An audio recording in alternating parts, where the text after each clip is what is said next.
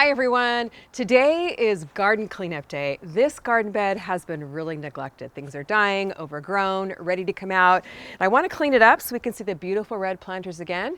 It just rained, the ground is nice and soft. It's a good opportunity to do it. I want to bring you guys along with me. A couple of things I always have with me on garden cleanout days are of course a heavy duty pair of pruners and also a pair of scissors. I like these long scissors because then I can trim longer areas a lot easier. A harvest basket, because there's always things hiding underneath, and a tray for saving dried flower head seeds, which I know there's a lot in here. So the wonderful thing about gardening is the garden is always given back. Oh, these smell good too. Got a really nice basket of tomatillos. And man, it's nice to actually start to see the red planters underneath. It's always good to start with a fresh slate. Love how the space is already opening up. And believe it or not, there is a pathway under here. So as I clean up, I'm gonna go ahead and clear the pathway. The tomatillos grew like a weed. They are just everywhere. Sometimes it's hard to decide what to leave because there is still a lot of green things in here. Now when I'm cleaning out, I do like to clip the plants at the bottom rather than pull them up. But let me just show you why.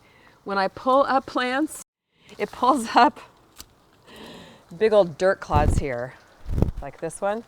And I want to leave as much soil as I can in the ground. So I often just clip the plants off at the base so the soil doesn't go to waste, and that way some of the plants might regrow next year too.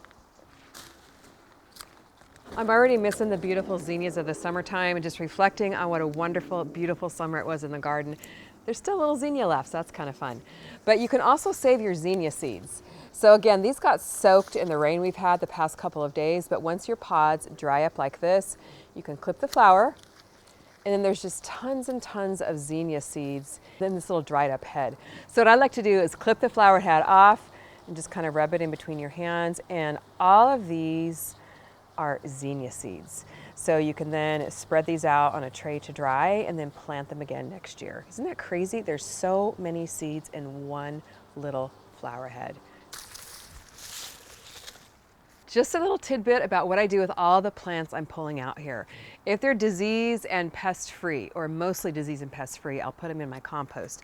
But if they have disease on them, for example, these zinnias have powdery mildew all over the leaves, I don't want to put them in my compost because I don't want to risk spreading that. So those are going in the green bin as well. 2 red planters down, 1 to go. It's going a whole lot quicker than I thought.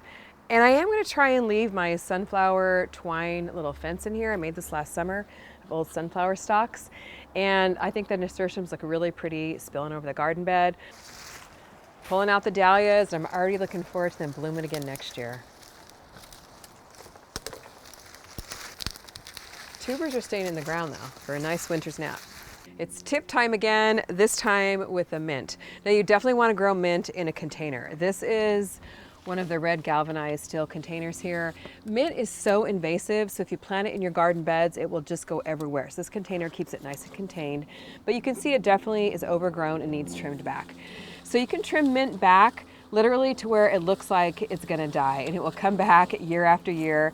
Now, one of the great things about mint too is it roots or propagates very, very easily.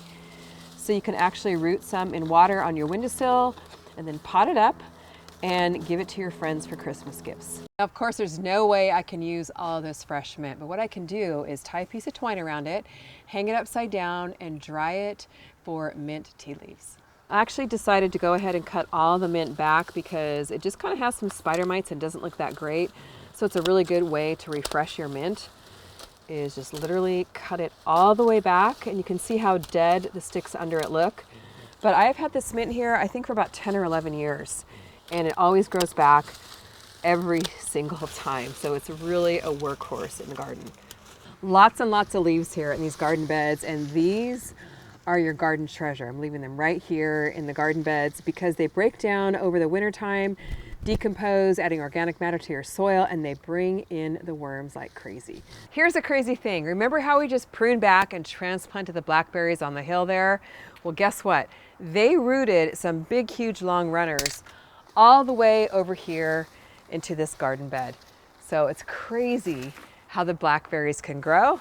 So who knows? I guess we'll have another little blackberry patch right here. We're going around the horn here in the garden bed. One of the last things to cut back is the sage. Now, sage is pretty cool because it can also be propagated from stem cuttings like mint can.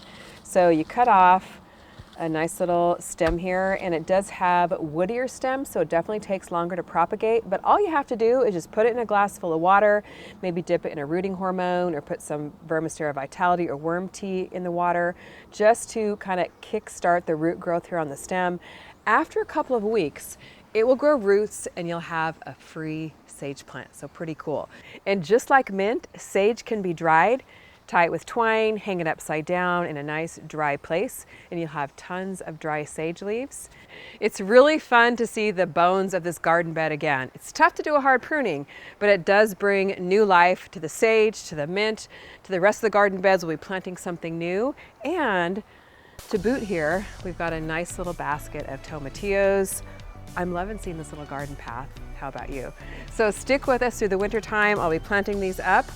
And let me know what you think I should plant here in these red planters to bring new life into this garden bed. Thanks so much for watching. We'll see you on the next video.